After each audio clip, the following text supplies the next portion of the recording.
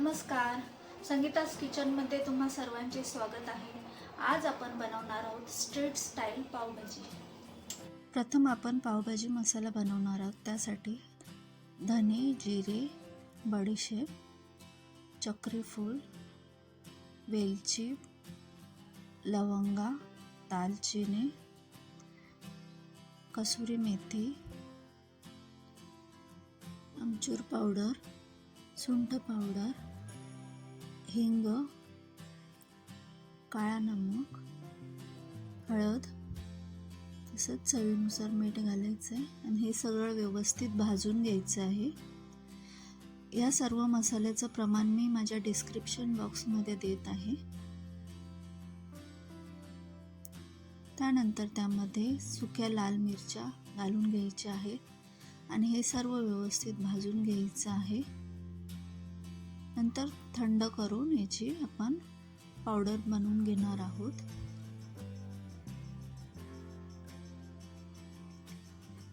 हा आपला पावभाजी मसाला तयार झालेला आहे. पावभाजी करण्यासाठी मी बटाटा आणि बीटरूट प्रेशर कुकरमध्ये शिजवून घेतलेले आहे. फ्लावर आणि वाटाणा वेगवेगळा शिजवून घेतलेला आहे. नंतर शिमला मिरची, कांदा, टोमॅटो, लसूण, अद्रक, हिरवी मिरचीची पेस्ट, कोथिंबीर आणि बटर हे सर्व जिन्नस मी पावभाजीसाठी वापरणार आहे. आता मी प्रथम पॅनमध्ये बटर घेतलेलं आहे 2 चमचे. नंतर त्यामध्ये 2 चमचे तेल घालून घेणार आहे, 2-3 चमचे.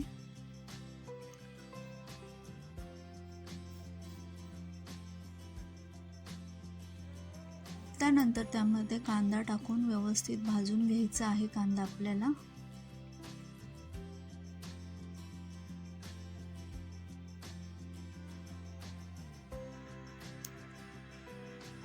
कांदा छान भाजला की त्यामध्ये शिमला मिरची टाकून घ्यायची आहे त्या तेलामध्येच.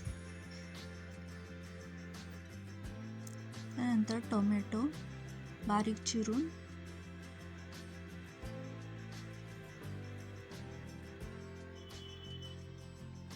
हे व्यवस्थित छान भाजून घ्यायचं आहे.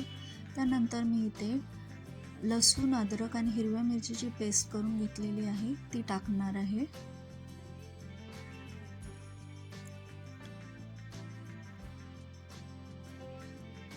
आता यामध्ये बटाटा, बीट, उकडलेला फ्लावर तसेच मटार टाकून घ्यायचे आहेत. वरून कोथिंबीर घालून घ्यायची आहे, कसुरी मेथी, आमचूर पावडर, लाल तिखट,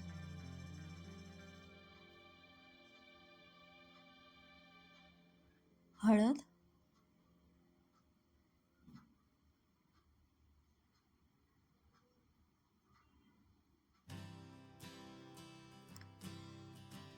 काश्मीरी मिरची पावडर,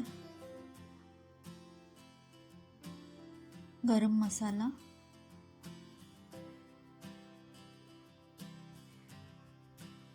पावभाजी मसाला हे सर्व टाकून व्यवस्थित मिश्रण मिक्स करून घ्यायचं आहे.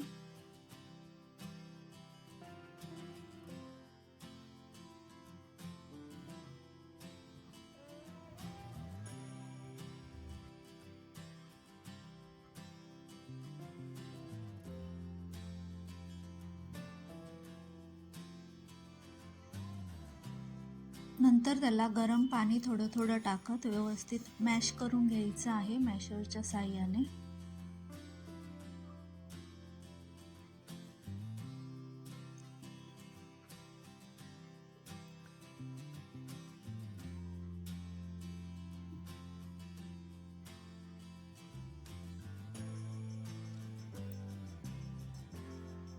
जितपत आपल्याला भाजी पातळ पाहिजे आपण त्यामध्ये पाणी मिक्स करायचं आहे. गरमच पाणी मिक्स करायचं आहे, थंड पाणी टाकायचं नाहीये. आपली पावभाजी तयार आहे. वरून आपण त्याला कोथिंबीर आणि बटर टाकून घेऊया. अर्धा लिंबू पिळून घ्यायचा आहे.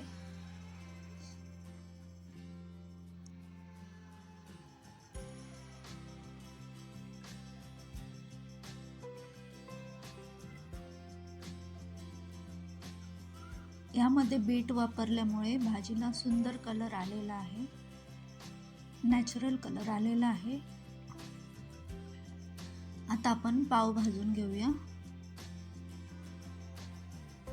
त्यामध्ये बटर, कोथिंबीर, थोडी भाजी घालून पाव गरम करून घ्यायचे आहेत आपल्याला बटरवरती.